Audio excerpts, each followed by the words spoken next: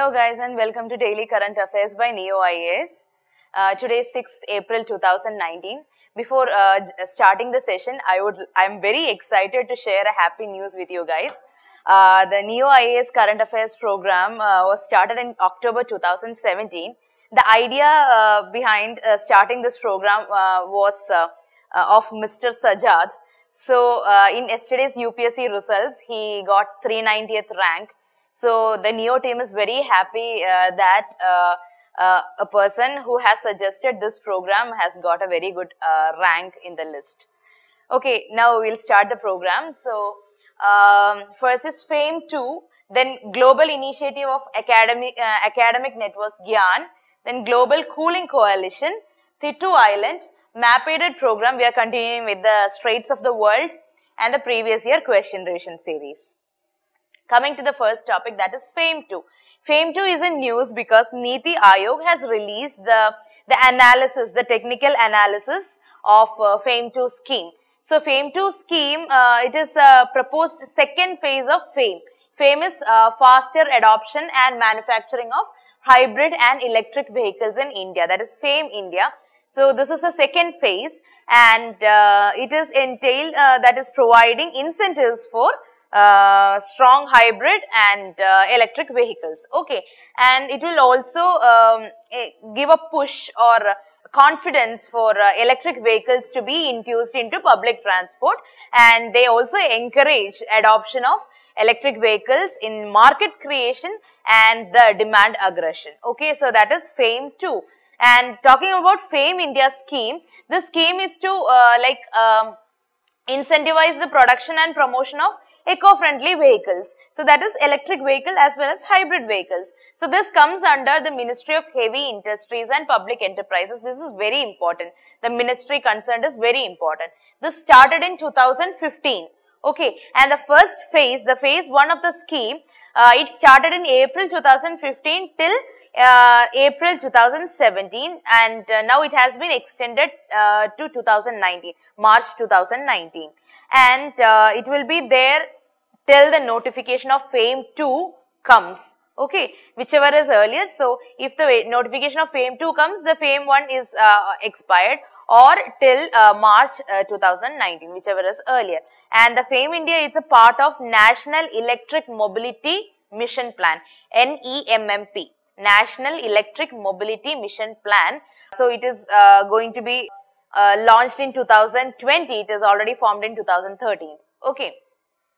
So the benefits, talking about the benefits, one is they really incentivize the electric scooters, the three-wheelers, electric and hybrid cars, electric buses.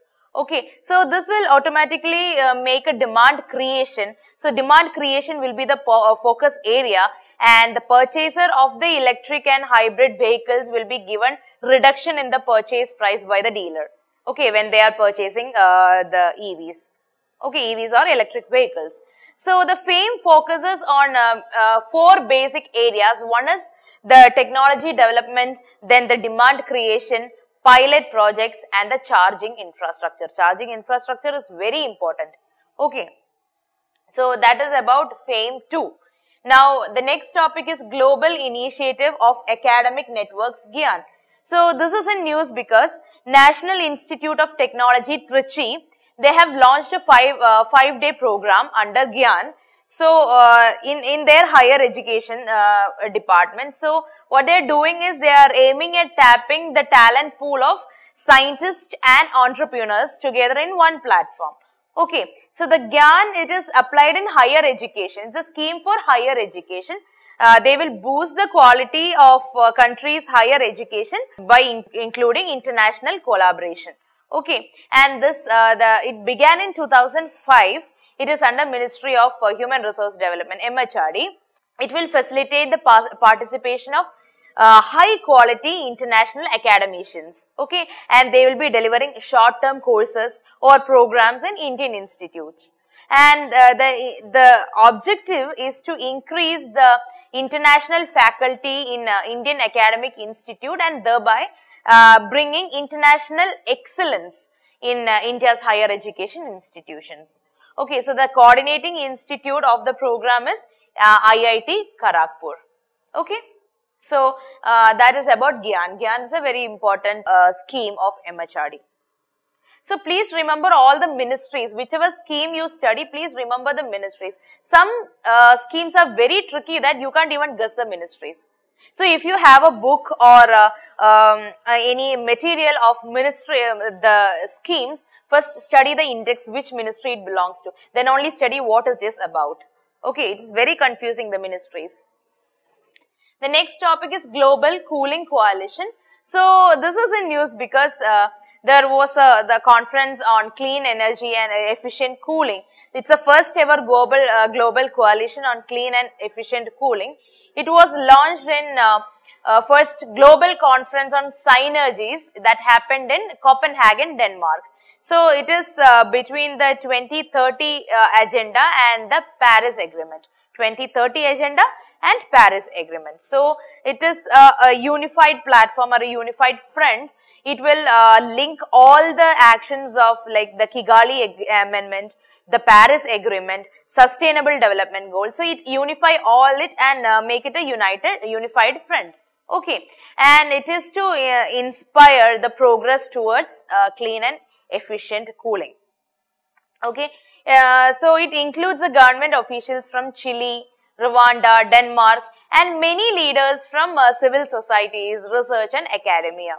Okay, it will complement and build a successful program of advanced clean and efficient cooling. So, already we have very clean and efficient cooling programs like Cooling for All Secretariats and Climate and Clean Air Coalition, then Kigali Cooling Efficiency Program. So, we have many cooling programs at present, and we have some private sector action also like Global Cooling Prize. It's a private sector action. So, there are many initiatives. So, this will complement, the new program will complement and also like build a more advanced and clean and efficient cooling program. Okay. That's all you have to know about Global Cooling Coalition.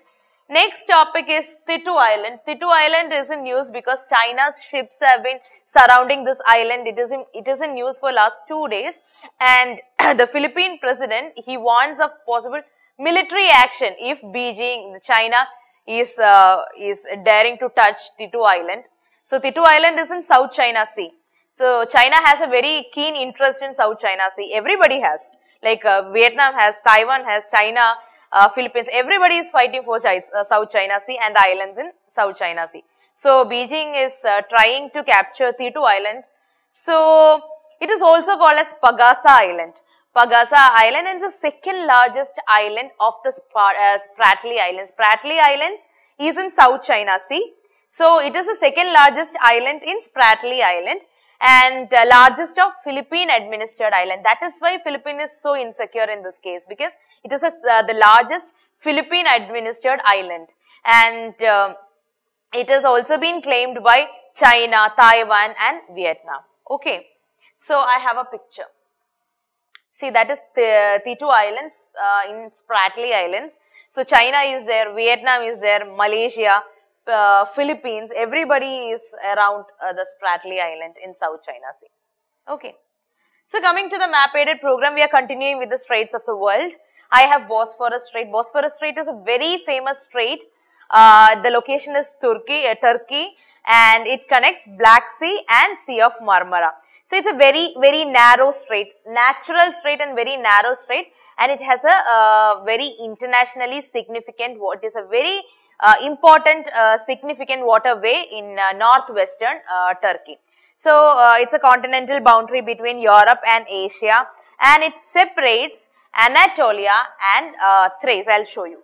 Anatolia and Thrace. Yesterday we studied Dardanelles Island. So, Dardanelles Strait. So, this all come in one line. So, Black Sea is on the top, then the Bosphorus Strait, it is connecting to Sea of Marmara. Sea of Marmara is connecting to Aegean Sea through Dardanelles. So, please remember the order in which it is placed. So, first is Black Sea, Bosphorus Strait, Sea of Marmara, Dardanelles Strait, Aegean Sea. Okay. Hope you got this connection. Okay. The next strait is Bonifacio Strait. Bonifacio Strait is also called as Bonifacio Strait. So, the spelling differs from different sources. That doesn't matter. So my source say that it's Bonifacio Strait. So the location is Mediterranean Sea. It connects Corsica and Sardinia in Mediterranean Sea, and it divides Mediterranean Sea and the Tyrrhenian Sea. Okay, so this strait is very notorious among the sailors because it has horrible weather, the currents are very dangerous, the shoals, and it has many other obstacles. So it's a very notorious strait for sailors. Okay, I'll show you the pic. This is Strait of Bonifacio. The spelling here is Bonifacio. Then my source says it is Bonifacio. Doesn't matter. The spelling doesn't matter. Okay. Coming to the last topic, the previous year question revision series. So, the Reserve Bank of India regulates the commercial banks in the matters of, that's a question, liquidity of assets, branch expansion, merger of banks, and winding up of banks. So, Reserve Bank regulates all of the above. Okay, it doesn't need any explanation in this question. Liquidity of assets is controlled by RBI through its monetary measures. Branch expansion is also under the regulation of RBI. Merger of banks. The latest merger of SBI, the SBT banks, the SB banks together to SBI was under the regulation of RBI. So, the winding up of banks is also under RBI. So, it doesn't need any explanation. The answer is all of the above, D. Okay. So, that's all for today, guys. I hope you enjoy the session. So, if any suggestion, any questions, any doubts, anything, please mention it in the comment section. I'll reply to all your comments. So, thank you so much. Good night.